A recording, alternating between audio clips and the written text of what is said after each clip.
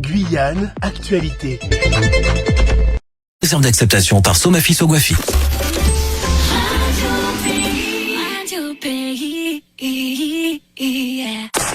Débat, analyse, commentaires. Le grand forum de 11h30 à 13h sur Radio Pays. Tous les jours de la semaine, retrouvez le grand forum pour 1h30 de débat politique et les débats de société les plus importants de la Guyane. De 11h30 à 13h, Gilles Vernet est au cœur de l'actualité avec ses invités et les auditeurs au 05 94 25 76 25. Le grand forum pour comprendre et analyser toute la société guyanaise.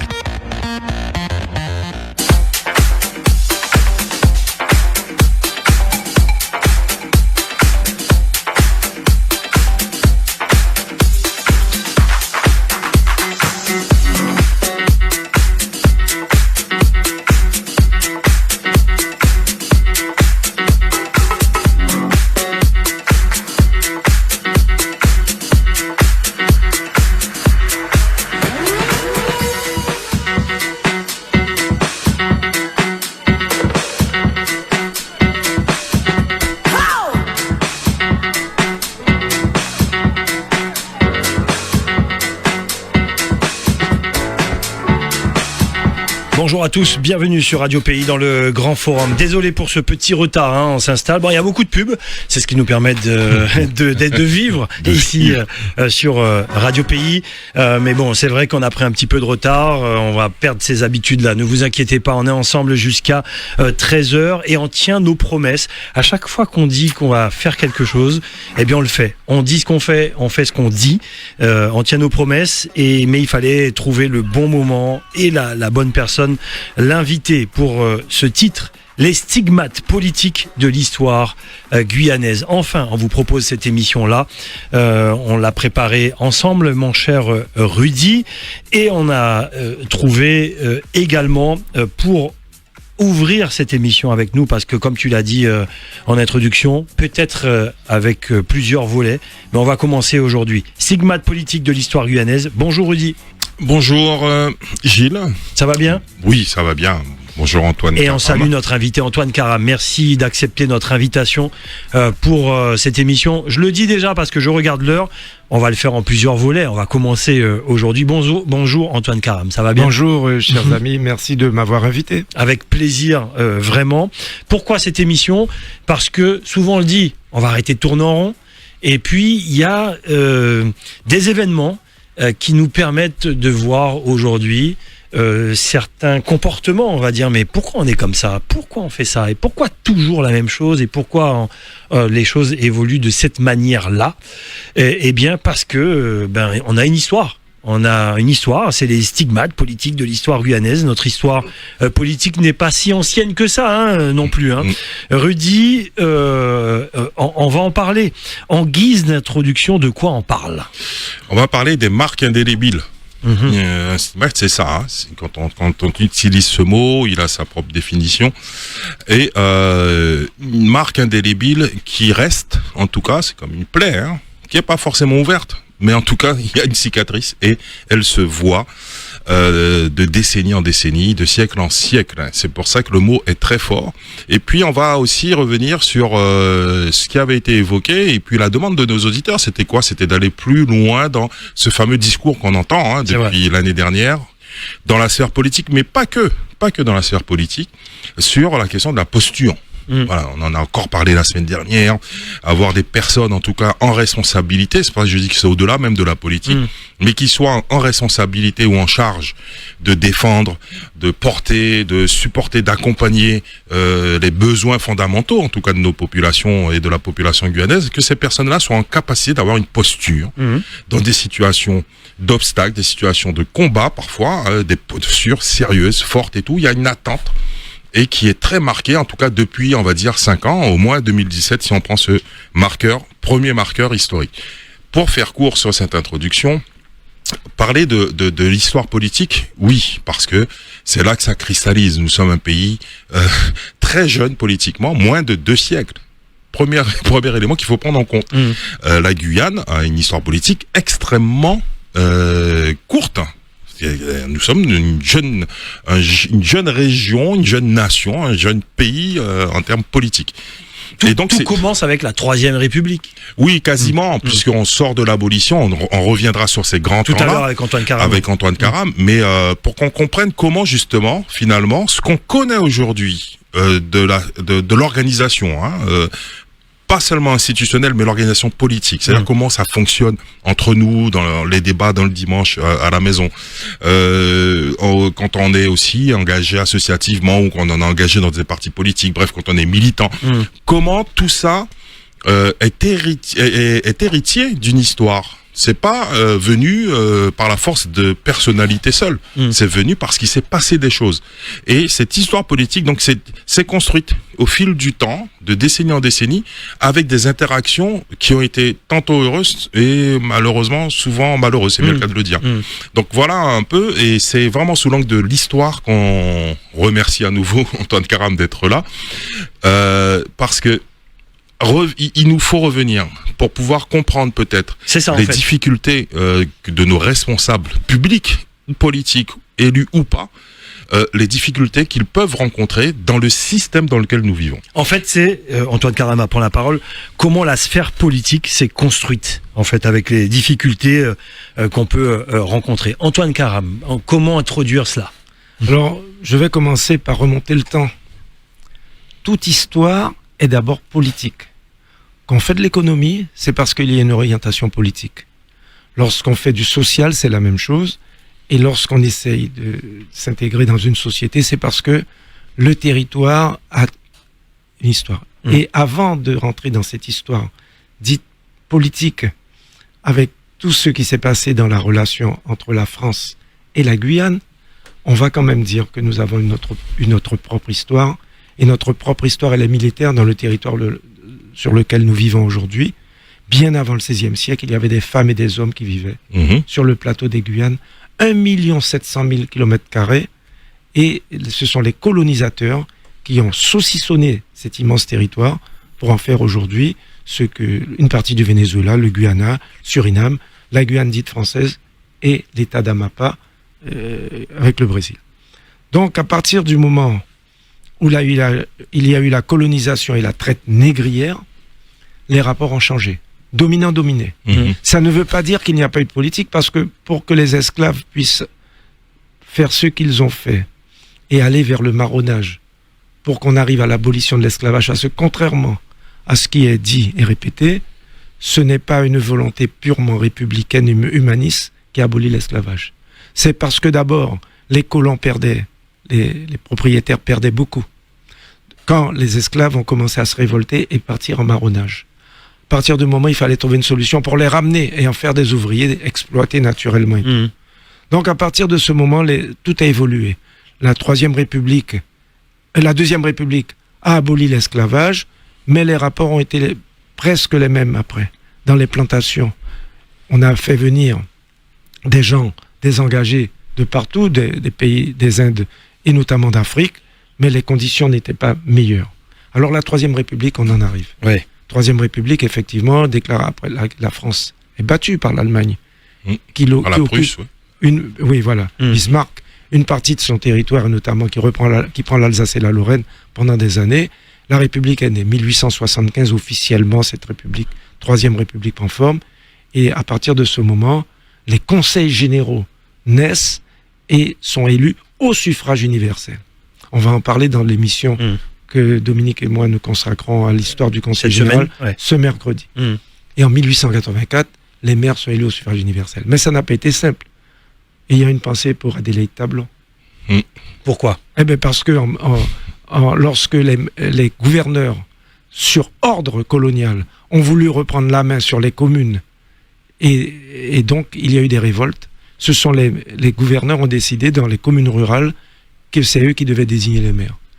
L'histoire d'Adélaïde Tablon, la statue des Marrons de la Liberté, absolument, le rond-point, procès esclavagiste, elle est enchaînée et menée pratiquement nue, et elle refuse les vêtements que lui propose la femme du gouverneur, et elle va en prison, elle est battue, elle se bat, elle était une femme jock, elle était une combattante, et tout. Ça a marqué les Guyanais pendant longtemps, parce que, pour tout vous dire, qu'il y a eu de la résistance et tout. Et puis après, les présidents sont élus, mais, et c'est là qu'on en arrive. Alors c'est intéressant quand même, l'anecdote sur Adélaïde Tablon, peut-être que les jeunes, même pas, moi-même j'apprends. J'apprends sur Adélaïde Tablon. Merci pour ça. Oui, et puis alors, il y a sur ce fil qu'on va remonter petit à petit, il y a des événements quand même marquants, et dans la relation, justement, Antoine en parlait, entre la France et la Guyane, volontairement, bon, on a même pas évoqué on est sur le la naissance dominé, même. hein. Alors, Oui, mais déjà, on évoque même pas la naissance de la République, vous savez, la fameuse première République qui a aboli l'esclavage et tout et tout. qui a créé les départements en France dite hexagonale. Voilà. Et qui n'ont jamais pensé à ce que... À faire de même dans les colonies. Comme on fait de la pédagogie, allons-y. Quand j'étais prof, moi je combattais toujours cette idée qui revenait sans cesse de l'été. Oui. J'ai écouté encore une journaliste très sympathique sur Guyane la Première a parlé de période estivale la semaine dernière.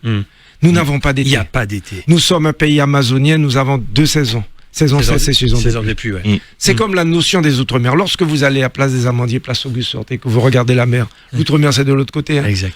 Pourquoi ? Parce que c'est une façon de faire... Ça c'est les stigmates. Ça rentre dans l'esprit. Voilà. Oui. Sans compter le terme métropolitain. Oui. Métropole par rapport à quoi ? Mais nous sommes là, c'est la France et la Guyane. C'est la France et la Martinique. C'est la France et le Brésil. Et tout... Pourquoi ? Parce que derrière tout ce qui s'est passé pendant ces siècles, il y a eu un courant idéologique très fort, puissant, d'acculturation et d'aliénation pour que on ne puisse... Et souvent, je dis à mes élèves, si on a l'été, on aura les feuilles vont tomber, Maupagin, feuilles qui a tombé toute l'année en Guyane et feuilles Carouville. Et puis on aura la neige bientôt et tout. Donc tout cela pour vous dire que vous avez choisi un bon thème aujourd'hui. Parce que dans les comportements et dans les fameux stigmates, c'est derrière toute une il y a toute une idéologie derrière et sous-tendue et qui ont créé un certain nombre. Et quand, et je vais terminer pour ne pas trop maîtriser la parole, quand les élus guyanais au long du 19e siècle, au 20e siècle ont tenté de riposter, quelle que soit la forme que ça a pu prendre, vous connaissez la suite. Ils se sont fait réprimander et c'est plus que réprimander, humilier et emprisonner. Et emprisonner pour certains. Et c'est systématique. Voilà. Dans la relation, parce que anciennement, il faut comprendre que on part vraiment de cette histoire coloniale. Il faut qu'elle prenne sa place et que peut-être qu'on soit petit à petit dans une approche très dépassionnée. Exact. Parce que il faut arriver à être froid quand on regarde cette histoire, même si c'est évidemment pas si évident que ça. Mais on va prendre si nos parents l'ont vécu. Même si nos parents aussi l'ont vécu, et puis nos aïeuls, la plupart, nous créoles, comme on dit, entre grands guillemets, hein, on va pas faire de débat sur la terminologie, mais pour se comprendre, ben oui, on a des aïeuls, hein, qui étaient dans des situations comme celle-là. Donc c'est une histoire, je le répète, qui est très jeune, très, très récente. Donc les stigmates sont encore non seulement visibles, mais peut-être encore très douloureux sur nos corps, dans nos âmes, dans nos esprits. Mais un autre point par rapport à cette notion de stigmate, c'est quand on voit aujourd'hui notre approche, Antoine l'a effleuré, dans nos réflexes sociologiques, dans nos mœurs sociales, notre façon de parler, par exemple, pour faire simple, on va parler, par exemple, de produits exotiques. On a admis, hein, tout naturellement, qu'un produit exotique, c'est la mangue, c'est les abakov. Non, c'est les produits qui sont...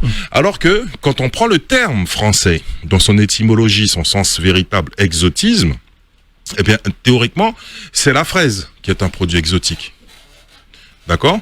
C'est la nectarine, tout ça nous bagaille ici, hein, en gros. Ça, c'est un produit exotique. Donc, presque dans notre façon de parler cette langue, ce français-là, il faudrait le parler correctement. Et on se rend compte qu'on a du mal sur des choses assez basiques. Donc c'est pour ça que cette émission sur les stigmates, c'est pour nous amener tous à revenir sur notre vie de tous les jours et de voir que pourquoi finalement, il n'y a pas que les élus. Pourquoi nous-mêmes aussi, hein, dans notre comportement politique et social, on est finalement bien marqués. Mais c'est ce qu'on apprend à l'école. Oui, parce que pendant longtemps, Antoine, c'est ce qu'on apprend à l'école. C'est ce qu'on nous a appris pendant des décennies.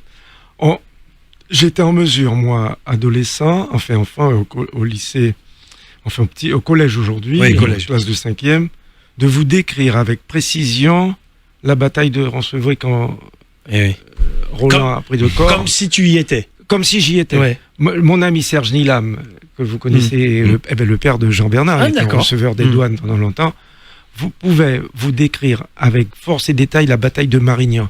Parce qu'on nous obligeait à apprendre ça par cœur. Et si vous n'étiez pas en mesure de réciter cette histoire, vous étiez un mauvais élève. Oui, exact. Oui. Voilà. Alors, s'il pouvait pas en être autrement. Il pouvait pas en être autrement, et ça, il faut insister. Et là, je vais rapidement passer la parole à Antoine là-dessus, parce qu'on va partir. Avant d'arriver au stigmate mémorandum, c'est la France, lorsqu'il y a l'abolition, la Troisième République naît, elle n'a qu'une seule ambition, qu'une seule obsession, c'est l'assimilation. Oui. Mais c'est une fausse assimilation, parce que les lois de la République étaient votées pour la France hexagonale, mais pas pour nos territoires. Il a fallu attendre 1946, cette fameuse loi d'assimilation, et qui est en pleine contradiction avec l'idéologie de ceux qui l'ont portée. Aimé Césaire était communiste, Aimé Césaire, à cette époque-là, en 1946, le père de Paul Vergès, Raymond Vergès, étaient des communistes, marxistes, léninistes, intègres, mais qui se battent pour aller avoir les mêmes droits. Et moi, Gaston Monnerville est pareil. Radical socialiste de gauche et tout le reste. Pourquoi ? Parce qu'il y avait un tel décalage.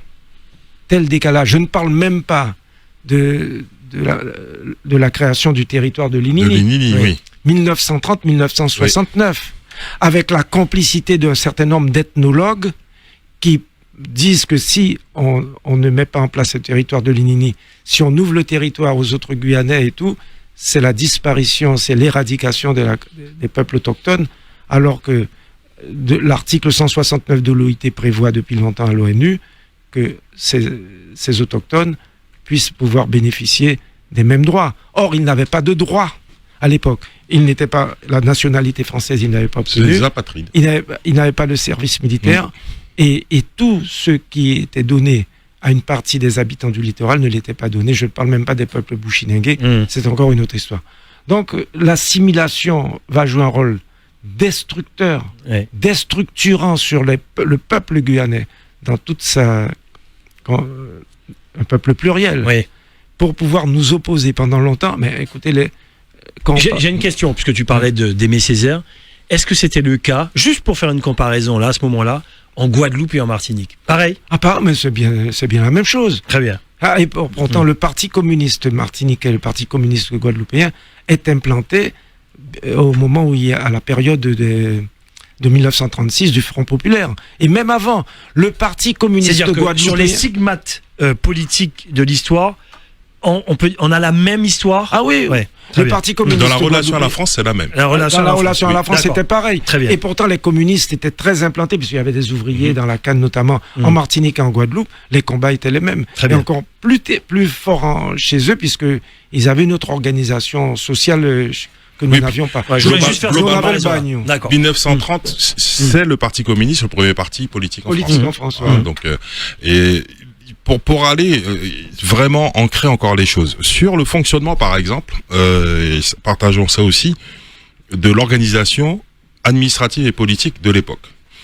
Il y a des conseils municipaux, il y a des maires, donc très tardivement élus. Faut faire la différence. À partir de 1884. Donc c'est très récent, tard. C'est très récent. Un siècle. D'accord. À peine, même pas un siècle. Donc c'est pour ça qu'on parle de cette jeunesse, de l'expérience politique guyanaise. Comment ça se passait? Le gouverneur, d'accord, avait toujours un rôle prégnant, important. Et il en était quasiment à piloter, sinon diriger les conseils municipaux. Tout à fait. Il y a les anecdotes sur les statuts. On a vu il y a 2 ans, on en a parlé rapidement avec Antoine, on a vu il y a 2 ans la statue chez le Cher, c'est ça, 2 ans ou 3 ans. C'est ça, oui.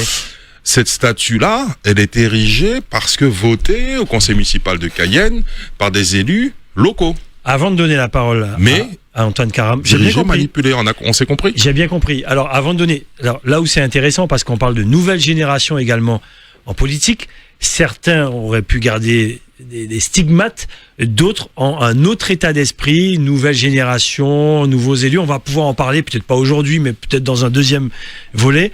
Tout ça pour dire que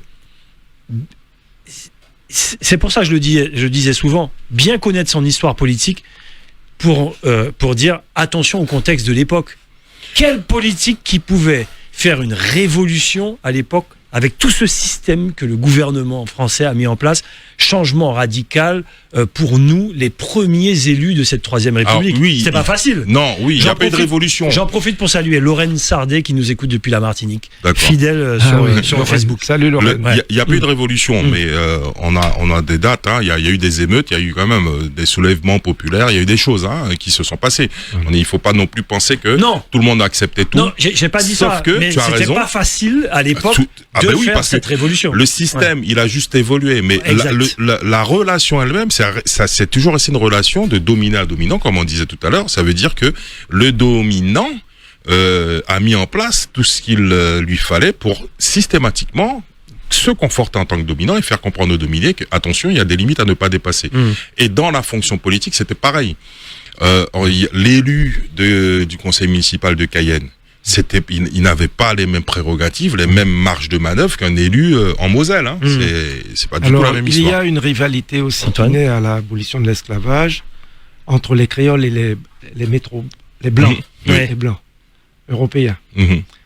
Parce que les blancs européens dominaient la vie politique, conseil colonial et tout, et ils veulent garder la même mise sur la vie politique. Sauf que les créoles s'émancipent aussi, et cette rivalité est tellement forte que beaucoup de blancs ne se présentent plus aux élections.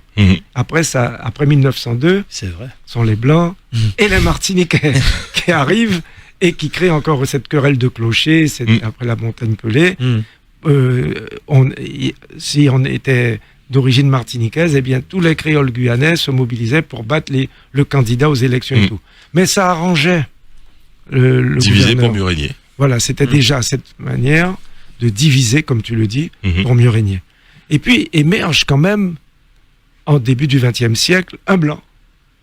Galmo. Jean Galmo. Jean Galmo. Je vous conseille de lire ce livre extraordinaire, Rome, de Blaise Sandras. D'accord. Et tout, Jean Galmo dit aventurier, enfin, le titre du film de notre ami que nous saluons. Ça va me revenir. Ça va. me revenir. Voilà. Olivier. Non, ça va nous revenir. Le premier réalisateur. Ça Le va premier revenir. réalisateur du film. Et donc, à ce moment-là, Galmo arrive en 1906 d'une petite ville qui s'appelle Montpazier. Il se lance dans l'or, l'activité aurifère. Et puis après, il met en place, il installe des plantations. Il a du terrain pour faire du rhum. Il devient député. Il est populaire en 1919. Il n'est pas élu comme ça.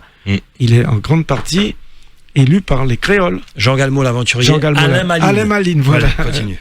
Voilà, il est donc élu en 1919. Mais comme il n'était pas, et c'est le thème même de l'émission, il n'était pas dans un docile, marqué par les stigmates. Les stigmates et un docile, on lui sort un dossier 2 ans plus tard, il est emprisonné. Et lorsqu'il est libéré, il est inéligible, il est mort, il est réélu et tout, mais ça, c'est fini. C'est fini. Et c'est de là que vient aussi cette notion de rapport de force. Bien sûr. Cette notion de rapport de force, où on voit que quand on entend des politiques parler, pas seulement Antoine, mais d'autres, tout au long de l'histoire, parler de rapport de force. Voilà. Et la fameuse phrase, la France ne fonctionne que dans le rapport de force. Quand on dit la France, c'est l'État. Oui. Mais c'est dans l'histoire aussi. C'est ancré dans l'histoire et ce n'est pas faux de dire ça. Et vous ne risquez pas d'aller en prison parce que vous dites ça. Ou vous n'êtes pas plus indépendantiste, plus révolutionnaire, plus en disant ça. Pourquoi ? Parce que, et c'est l'exemple de Jean Galmo, c'est une position transversale. La France et l'État français ne regardent plus à la couleur ou à l'origine dès lors que le rapport de force risque peut-être de s'inverser.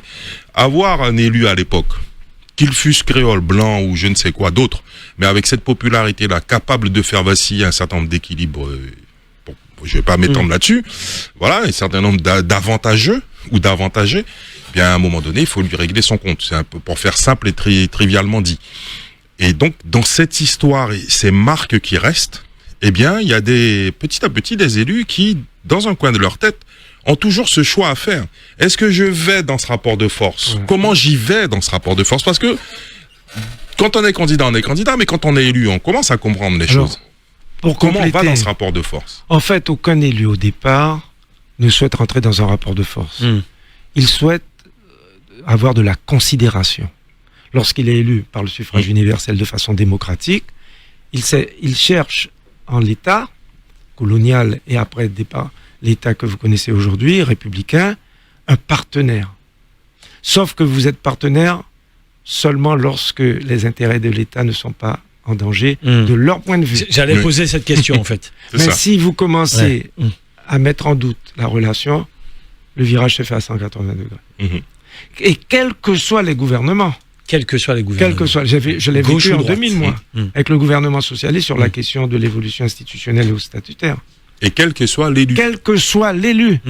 C'est important de comprendre ça. Alors, ça m'a toujours amusé en dire, ouais, il est proche, etc., il est dans la majorité et tout. Chacun regarde pour ses intérêts. Et quand vous, élu guyanais, vous regardez pour vos intérêts propres, ceux de la Guyane, vous êtes tout de suite marqué. Alors justement, ma question, quelque part. Désolé, chers auditeurs, aujourd'hui on fait le choix parce qu'on a plein de choses à dire. On va peut-être ouvrir le standard plus tard, mais on veut avancer sur le sujet, quitte à faire un deuxième, troisième volet.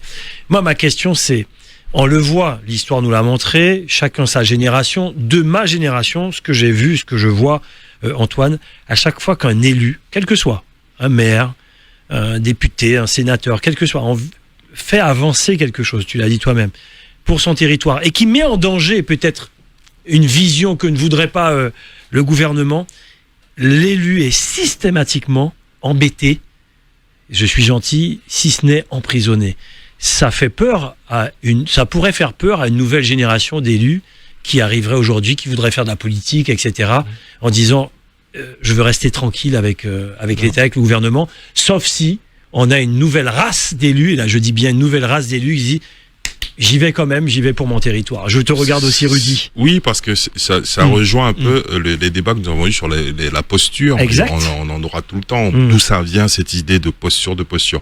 Et tu l'as dit, il y a peut-être deux façons de voir les choses, selon moi. Premièrement, l'élu en question, il doit être conscient très tôt. Ou en tout cas, conscientisé lui-même très très tôt. Et averti. Aujourd'hui, on en est là. Deuxièmement, une fois averti, cet élu-là doit faire un choix clair. Vaut mieux ne pas avoir de casserole, parce que effectivement, voilà, on va en parler. Bon, on va en parler. Ça, c'est une faiblesse, mais qui n'existe pas pour le coup que dans cette histoire, dans l'histoire du monde. Pas avoir quelque chose à se faire reprocher ou à se reprocher soi-même. Bon, mais être très clair sur son choix, savoir clairement jusqu'où on est prêt à aller, jusqu'où parfois on peut parler même de sacrifice, on est prêt à aller en sacrifice de.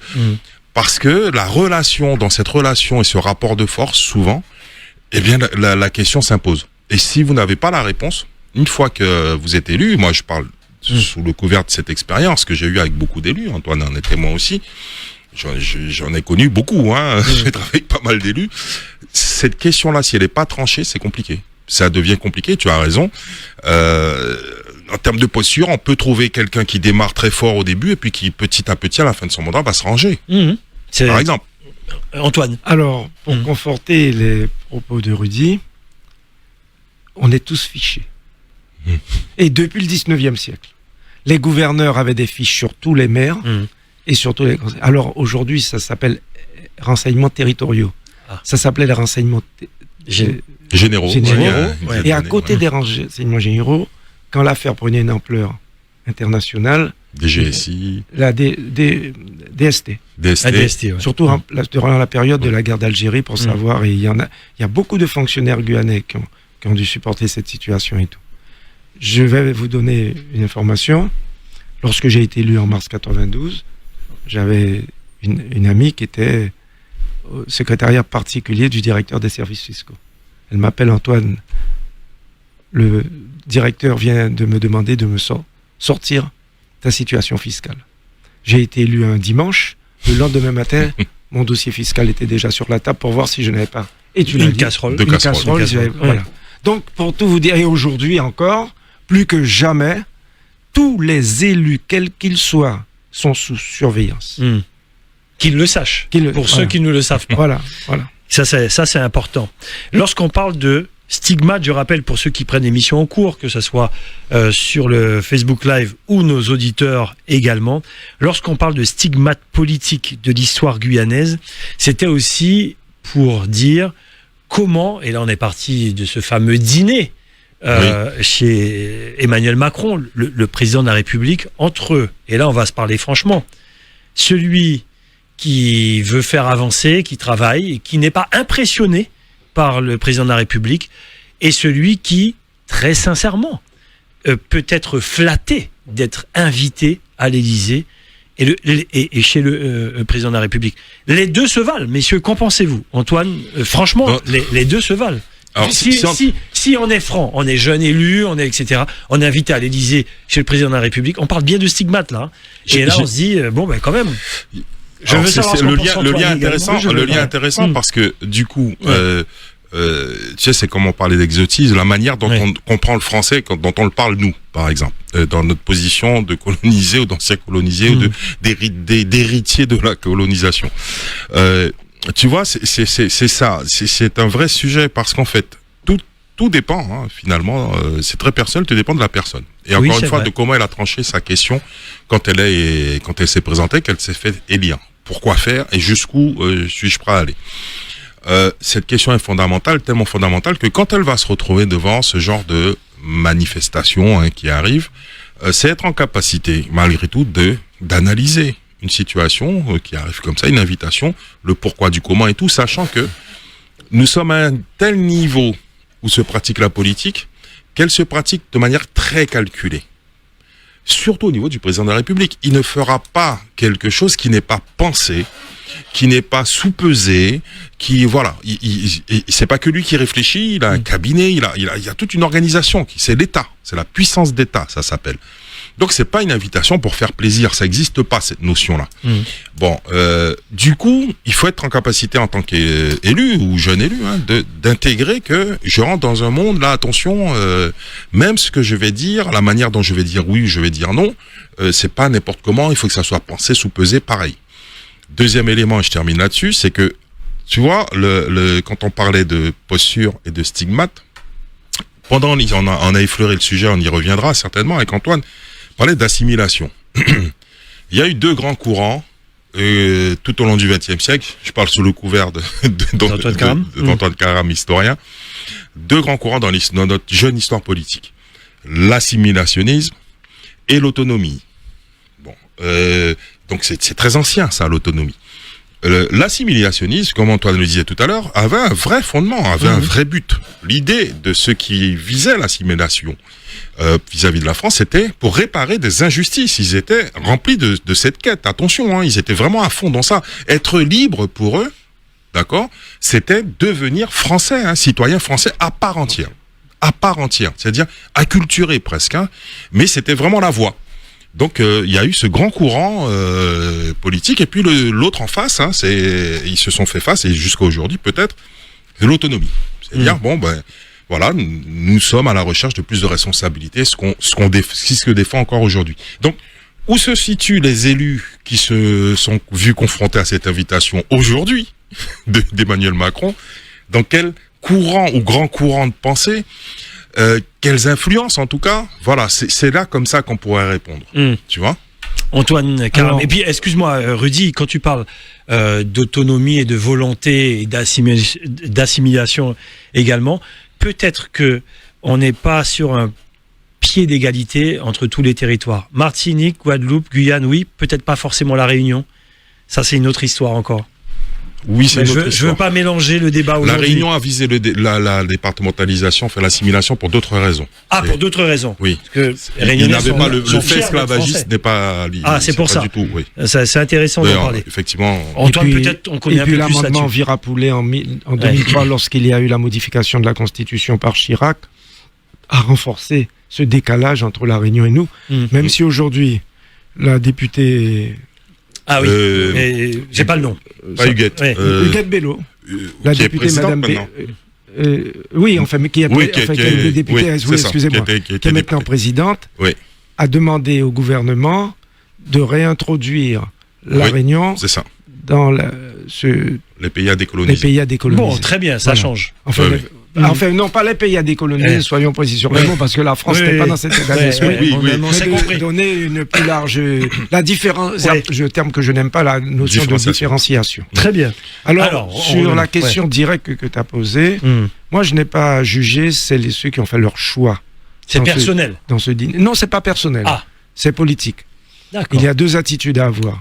C'est soit on rentre dans le rapport de force et on dit qu'on n'y va pas et qu'on dénonce la nature même de l'organisation de la rencontre entre les élus venus de nos territoires et le gouvernement, puisqu'il n'y avait pas seulement que le président de la République, et il y avait le premier ministre, il y avait le ministre de l'Intérieur, ministre des Outre-mer. secrétariat d'État, je sais pas, ministre délégué à l'Outre-mer et tout. Chacun, et les préfets. Chacun s'est expliqué. Moi, j'aurais été très gêné d'avoir la présence des préfets au cours de ce dîner. Oui. J'aurais préféré qu'il y ait une réunion spécifique. Je ne vois pas ce que un préfet vient faire. D'autant plus que il y avait déjà eu un précédent. Je l'ai vécu en tant que sénateur. On est tous partis frustrés de la fameuse rencontre qui a duré 5 heures à l'Élysée avec les parlementaires et les élus, maires et présidents des communautés venus de partout. Ça a duré 5 heures à l'Élysée. Ce jour-là, il y a même eu quelques tentatives de déstabilisation et le président Marie-Jeanne a même failli claquer la porte. Il n'avait pas apprécié. Soit nous avons joué, comme dirait Félix Eboué, le jeu. Et c'est 2009, ça. 2019. Non, 2020. Février 2020. Début d'année, c'était 2020. Février 2020. Et puis, donc là, chacun a pris ses positions. Il semble que, à force de protestation, les élus ont pu s'exprimer quand même. J'ai des retours, vous avez vu comme moi sur les réseaux, les élus qui ont pu leur discours. Il y a eu des réponses. Il y a eu une rencontre avec le ministre de l'Intérieur bien avant. Il y a eu quand même des échanges. Ils ne se sont pas contentés de l'apéritif, du plat de consistance et du dessert. Il y a eu des réponses. Donc, est-ce que c'est une avancée ? Il y a un calendrier qui a été présenté, mais qui n'est pas encore officialisé. Il faut peut-être donner du temps au temps, mais je trouve que ça a assez duré. Parce que ça fait des années qu'on réclame un changement de statut. Alors c'est vrai qu'on nous demande maintenant d'attendre la modification éventuelle 2023. En 2023 pour la Nouvelle-Calédonie, où on accrocherait à ce train la Guyane et les territoires qui demandent un changement de statut. Mais enfin, moi, je pense que au moins ça a eu le mérite d'avoir eu lieu. Chacun en tire les conséquences. Mais pour juste vous dire, je n'aurais pas donné de satisfecit, moi. J'aurais pris acte. Et ce qui m'a... Parce qu'on a tellement vu d'élus sortir satisfaits et puis ensuite de voir recevoir le coup de marteau derrière la tête, je n'aurais pas fait confiance. J'aurais simplement pris acte. Très bien. Voilà pour notamment la question précise sur... Eh bien, on parle ça fait partie aussi des stigmates politiques de l'histoire guyanaise. Antoine, t'es pas obligé de répondre. C'est une question très personnelle par rapport à une situation, notamment aller discuter avec le président. Une question très personnelle et je la pose souvent dans les débats. Est-ce que tu penses que dans le mandat d'Emmanuel Macron, il a envie d'aller au bout de cette question-là lorsqu'on parle d'évolution statutaire? Je commence à avoir un ressenti. J'ai l'impression qu'il va jouer la montre jusqu'à la fin de son mandat. C'est une impression très personnelle. Qu'en penses-tu, toi, avec toute l'expérience politique que tu as? Est-ce que tu es en capacité? Est-ce que tu veux répondre à cette question? Je peux toujours donner mon appréciation d'aujourd'hui, qui ne sera certainement pas celle de demain. J'espère qu'il respectera sa parole. Parce qu'il a quand même déclaré qu'il n'est pas fermé à toute évolution. Et bien au contraire, même si en contrepartie, il a dit tout et son contraire, il a dit c'est celui qui paie qui commande. C'est pour ça que je pose la question. On est au cœur d'une contradiction. Mais je pense qu'il a quand même envie, je dirais pas de se débarrasser de nous, mais de nous laisser face à nos responsabilités à un moment donné. Mais c'est peut-être juste son envie personnelle. Parce que dans la raison d'État, et dans cette histoire justement de cette relation-là, j'ai décrypté différemment par contre. Alors, allons-y. Et notamment sous l'angle de la présence des préfets. Et là, c'est intéressant. Et c'est bien parce que ça nous raccroche à notre thème, puisque l'idée c'est de bien comprendre que dans cette histoire, l'État fera toujours en sorte de montrer que c'est lui l'État. La présence d'un gouverneur, la mise en place du territoire de Lignini avec un gouverneur, alors là, qui lui était quasiment un roi, hein, et vu les pouvoirs qui lui étaient octroyés. Bref, dans tout le long de cette histoire, on en arrive aussi à des préfets qui sont quand même les deuxièmes préfets en termes de compétences d'agir, hein, après celui de l'Île-de-France. Donc, enfin celui de Paris, pardon. Donc là-dessus, on est sur une organisation aussi de l'État français qui s'adapte toujours en fonction de ses propres intérêts, ses propres objectifs. Et d'inviter des préfets à ce dîner, moi, ça m'a alerté. Notamment dans ce cadre, et dans l'idée, on invite... Alors, M. Macron invite pourquoi ? Pour honorer les élus ultramarins. Bon, c'est ça. Que viennent faire les préfets, premièrement, par rapport à l'objet de l'invitation ? Deuxièmement, sinon que de faire passer un message, c'est que le monde ultramarin, c'est vous, messieurs les élus, mais c'est aussi l'État qui est représenté, donc enfin l'État. Toi, tu décryptes comme ça par les préfets, et je les mets assis à votre table. D'accord. Et ils sont au même, je les mets, moi, président de la République, au même niveau que vous, élus de la nation, élus au suffrage, du suffrage universel en tout cas, je les mets au même niveau que vous. Et ça, c'est un message fort, c'est pour ceux qui auraient tendance justement à oublier ça, et comme dit Antoine, qui voudraient aller dans ce rapport de force, mais qui pour le coup sont venus quand même dans le dîner, c'est de faire passer malgré tout un message pour dire, attention, les ultramarins, je vous reçois à part, vous êtes un monde à part, j'ai bien compris que vous êtes un monde à part, et je vais vous traiter comme un monde à part. Donc, ça se verrait pas forcément dans d'autres formats, hein, en termes ne serait-ce que de protocole. Mais ça m'a vraiment choqué. Je me suis dit, là, on est dans quelque chose quand même d'assez original, pour le coup. Très bien pour le mot. Qu'en penses-tu, Antoine ? Non, mais je partage, c'est pour ça que je vous dis, je serais certainement allé, mais j'aurais été très gêné, et j'aurais fait passer le message, la présence des préfets. Il faut pas mélanger les genres, et vous voulez honorer des élus qui viennent de partout, mais en même temps, je vois pas. Ça veut dire que nous sommes toujours sous tutelle, sous surveillance. C'est ça. Et ça m'a beaucoup gêné. C'était ça le message, je pense. Ça m'a beaucoup gêné. On se rappelle d'un moment, je reste sur les stigmates politiques de l'histoire guyanaise, sur un sujet où, Antoine, même je t'avais reçu, où ces derniers temps, c'était un peu avant le Covid, on se rappelle, sénateur, député, président de CTG, président des maires, EPCI. Non, c'est-à-dire que, et une époque où vous saviez vous réunir, partir ensemble, aller d'une seule et même voix, parce que souvent les ministres qui disaient mettez-vous d'accord d'abord, enfin la fameuse phrase, etc. Je veux mettre ça encore dans le débat aujourd'hui avec Antoine Carême ici, ces fameuses phrases mettez-vous d'accord, etc. Alors peut-être que la question... Alors que à une époque, il y a quelques années encore, il y a 2 ou 3 ans, vous avez réussi à vous mettre ensemble. D'ailleurs, on se met souvent ensemble, hein, des fois on oublie, pour mener des combats pour la Guyane. Là, quelque part, en face, il dit quoi le gouvernement ? On y va ensemble, on veut la même chose. Qu'en penses-tu, Antoine ? Si tu permets, Antoine, vas-y. Sous l'angle de l'histoire, hein, c'est sous l'angle de l'histoire que je trouve ta question hyper intéressante. Déjà, combien de fois marquante, en tout cas, on peut dire que la Guyane s'est retrouvée unie. Et puis attention, deuxième partie dans cette question qui est un peu piège, combien de fois unie avant de partir ? Pendant la rencontre et au moment de revenir. C'est ça. Bon. Dans l'histoire, au moins. Non, il doit y avoir une constance. Les élus guyanais sont condamnés à s'entendre. C'est bien ce que tu dis. S'il faut avancer, quels que soient les divers... On peut être fâché, avoir des coups de colère entre les uns et les autres, ou des rancœurs électorales. Mais lorsqu'il s'agit de défendre l'intérêt du peuple, on doit faire preuve d'humilité et se mettre au service de son pays et travailler avec tous les élus. On doit gagner ça. Là, on doit grandir là-dessus. Que l'on soit de droite, de gauche, du centre ou d'ailleurs, on doit pouvoir s'entendre. Ça a quand même évolué. Oui. Au cours de ces 30 dernières, ça n'était pas possible. Alors, il y a eu des tentatives bien avant nous, en 1960. C'était ça, c'est ça. Cataillé va avec, au début de 58, avant l'arrivée de Galmo. Pas de Galmo, l'arrivée du ministre de la Culture. Oui. Jacques Lang. Non, 1958. Tu sais, c'est Mermoz qui revient, c'est pas Mermoz. L'écrivain Malraux. Malraux, merci messieurs. Oui, moi aussi. Pardonnez-moi sur la date. Malraux, oui. André Malraux. André Malraux. Oui. Barra, maire de Cayenne, de droite, et Cataillé partent ensemble. Hein. Ah oui, c'est vrai. Il y a dans un reportage. En juillet, partent ensemble pour aller rencontrer le gouvernement.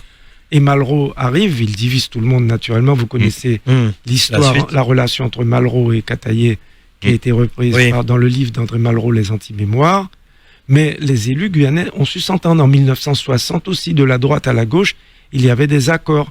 Et puis ça a été repris. Et par la suite, lorsqu'on a relancé les débats statutaires, Georges Ottilie, Élie Castor, bien avant nous, ensuite avec Léon Bertrand et tout, on a su se rassembler, se retrouver. Même si... Après, c'est ça. C'était la question que je voulais te poser. C'est avant, on peut partir unis, pendant peut-être, mais après. Voilà. C'est l'après qui interpelle certainement encore aujourd'hui. Voilà. Et là où je rejoins Antoine Karam, c'est que, pour l'avoir dit et répété, je le répéterai certainement, puisque j'ai la bénédiction du directeur d'antenne pour le faire. On est condamné, effectivement. De toute façon, il faut depuis 1848. Ouais. et libre de voter depuis. Voilà. Non, pour rester sérieux, c'est vraiment cette obligation faite de toute façon se rassembler, parce que j'espère et je pense que la classe politique, mais pas seulement la classe politique, les personnes qui sont en responsabilité. Parce qu'on a tendance, c'est vrai, à beaucoup se focaliser. Ça aussi, c'est les signes. Sur un élu. Sur l'élu. Sur cet élu providentiel qui ferait tout et tout. Il y a aussi d'autres maillons de cette chaîne tout aussi importants. Ce sont donc les responsables qui agissent. Par mandat ou pas en tout cas, mais qui agissent. Et c'est responsable aussi de comprendre qu'à un moment donné, il faut être ensemble. Quand je dis ça, c'est sciemment. On parle là de la sphère politique, mais dans la sphère économique, on a les mêmes difficultés. Partir au départ ensemble, se mettre d'accord, partir ensemble et faire ce qu'il y a à faire, revenir aussi unis, sur un certain nombre de trajectoires et tout. Donc voilà, tu vois ce que je veux te dire. Donc le poids de cette histoire, il faut chercher à s'unir. Et nous, on a un événement récent sur les derniers incidents sur l'insécurité. Oui. Lorsque les maires ont pris la décision de suivre l'association Stop Violence et d'aller ensemble avec leur écharpe ou sans écharpe à la préfecture pour être reçus, ils ont été reçus. Oui, les choses avancent. Créer un rapport de force. Les choses avancent. Si vous êtes seul et divisé, ça n'a pas le même rapport. Ça n'a pas la même chose. On est unis, on vous regarde autrement. On réfléchit. On compte. On commence à compter. Bien sûr. Combien, s'ils sont 5, mais s'ils sont 10, 15, et 20 ou 22 maires et tout, ça change. Alors, et dans les 22, on vérifie qui. Bien sûr. Oui, naturellement. Alors, c'est intéressant parce que les choses évoluent. Je regarde l'heure, on avance. Aujourd'hui, est-ce qu'on peut dire, il y a une nouvelle génération d'élus également, avec un discours peut-être différent, mais qui ont vu leurs aînés fonctionner, avec l'histoire de l'époque également, la départementalisation, etc. Et puis, on n'oublie pas une chose, on reste des êtres humains. Lorsqu'on parlait de casserole, on a toujours une casserole qui traîne ici et là, mais j'ai presque envie de dire, qui n'en a pas un peu. Alors, non, mais sans t'interrompre, la casserole peut être fabriquée aussi. Hein. J'allais y venir. Donc voilà. Voilà, j'allais y venir très bien. C'est un discours un peu de mansuétude quand même que tu tiens, puisque la casserole, évidemment, si c'est de dire qu'on fait tous des erreurs, on fait tous des erreurs. C'est pas pareil. Avoir une casserole, surtout sous le regard de l'État et de la justice républicaine, c'est pas du tout ça. Hein. C'est pas l'erreur. Hein. C'est pas le fait de comprendre qu'on peut faire des erreurs. Oui, non, je suis d'accord. C'est le fait que la casserole, de quoi il s'agit. Alors souvent, il s'agit de choses qui peuvent être sérieuses, la plupart du temps. Bien sûr. Ou alors, quand on vous l'invente pas de petites mains. On vous invente une affaire sérieuse. Donc, là-dessus, casserole, c'est vraiment un terme très symbolique, mais c'est pas à comparer pour moi avec une erreur. Hein. Une erreur de jeunesse, une erreur dans ce qu'on aurait dit ou pas. C'est pas ça. C'est vraiment des faits qui peuvent nous incriminer dans ce qu'on peut promettre aux gens de faire ou de ne pas faire. Lorsque je reviens sur cette affaire, moi, il y a quelque chose qui m'a marqué en tant que jeune Guyanais, pas ancré dans la politique. Et il faut aussi se mettre à la place de toutes ces personnes qui sont pas dans la politique et qui prennent de plein fouet comme ça certaines histoires. Moi, l'histoire qui m'a marqué, c'est Eva Joly qui vient faire un nettoyage dans les Outre-mer, par exemple, et emprisonner celui-là en Guadeloupe, et bloquer celui-là en Guyane, et faire une petite punition à celui-là en Martinique. Ça marque le Guyanais que je suis, en disant, j'ai l'impression que les gens sont venus taper sur nos élus. Ça peut marquer. Je sais pas ce que vous en pensez. Alors, pour moi, ça fait partie de mon histoire qui m'a un peu marqué et blessé, comme quelqu'un qui vient punir. Toi, t'as fauté. Allez. Mais Antoine parlait d'Adélaïde Tablon. Ouais. Voilà. On en revient encore au poids de l'histoire. C'est pas nouveau, hein, ce que tu évoques. Et malheureusement, peut-être que ça continuera encore. J'en sais rien, du point de vue de l'État en tout cas. Mais voilà, on peut se raccrocher à notre histoire. Encore faut-il la connaître. Adélaïde Tablon, tu en as parlé. C'est ça. Et simplement, elle fait quoi, Adélaïde Tablon? Elle refuse un ordre établi et elle assume d'en payer les conséquences. C'est aussi ça, je pense, en termes de posture qui est différent. C'est-à-dire qu'il faut savoir aussi que si vous allez dans un rapport de force qui n'est pas, en fait, qui est vraiment très fort et qui peut être même justifié, légitime face à l'État, faut vous attendre que vous ayez ce genre de problème. Alors, c'était pas ma pensée. Non, première. mais j'ai bien compris. Ma pensée première, c'est de dire, je vais encore plus loin, c'est de dire, elle vient nous dire, vos élus ont triché, vos élus. Et là. Alors, mais si c'est vrai, tu peux pas dire grand-chose. Oui, mais tu peux avoir une perte de confiance à ce moment-là de tes élus et tu te raccroches à nouveau au gouvernement. Alors, et c'est là que tu dis nos élus, etc. Tu vois ce que je veux dire? Là, stigmate. La France est une république une et indivisible. Une constitution. Là, et dans la constitution de 58, la base même de la constitution, c'est la séparation des pouvoirs. Pouvoir exécutif, président de la République, à qui on a donné les moyens inestimables pour pouvoir dire pouvoir présidentiel. Un pouvoir législatif, le Parlement qui vote les lois. Mais souvent, si vous avez une majorité confortable, vous pouvez vous battre et crier et hurler pendant des heures, et moi je l'ai vécu, sur la loi sur la séparation entre les églises et l'État, dont on souhaitait la suppression pour la Guyane, non, l'application pour la Guyane, alors qu'on continue pendant longtemps et on continue encore à rémunérer les prêtres, même s'il en reste très peu à être rémunéré, je ferme la parenthèse.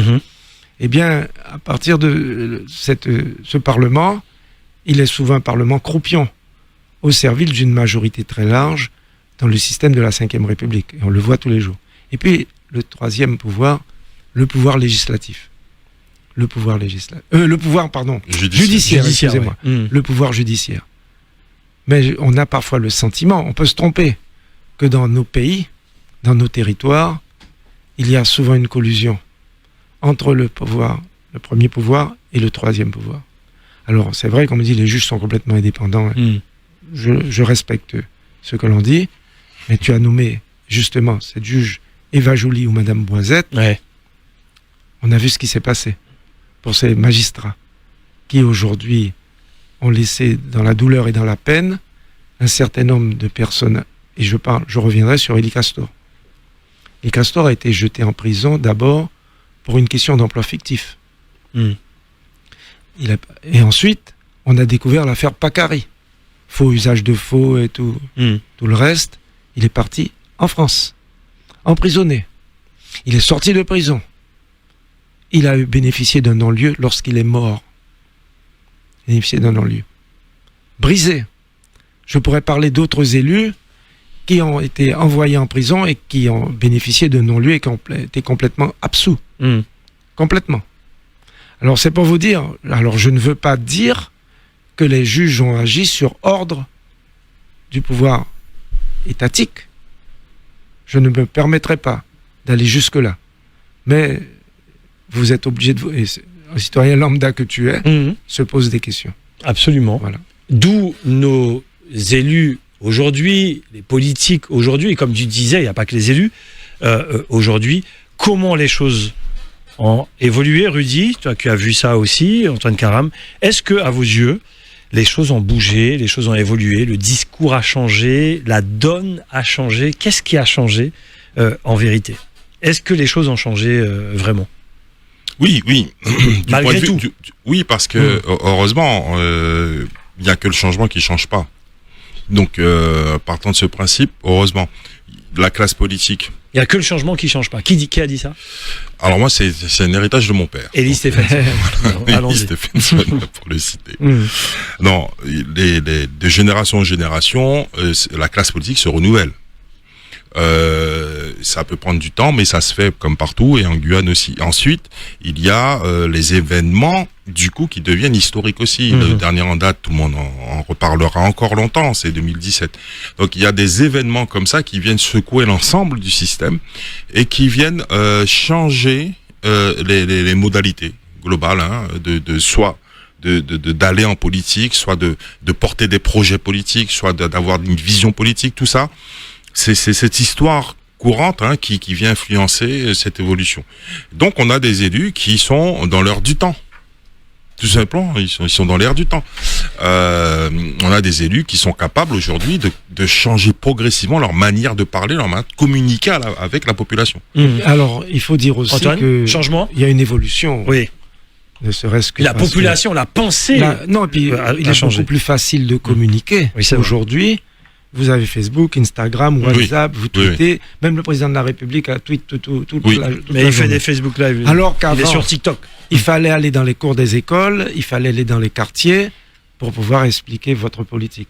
Aujourd'hui, en quelques minutes, vous réunissez des centaines, des milliers de personnes sur Facebook.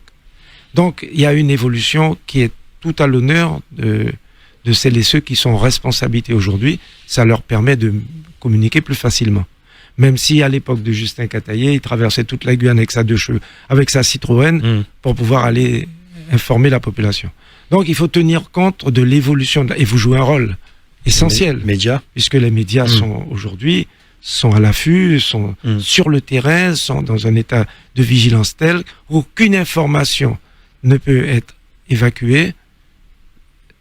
Dans la minute qui suit, vous faites votre travail. Donc il faut considérer que c'est un atout considérable pour ces élus qui arrivent aux responsabilités.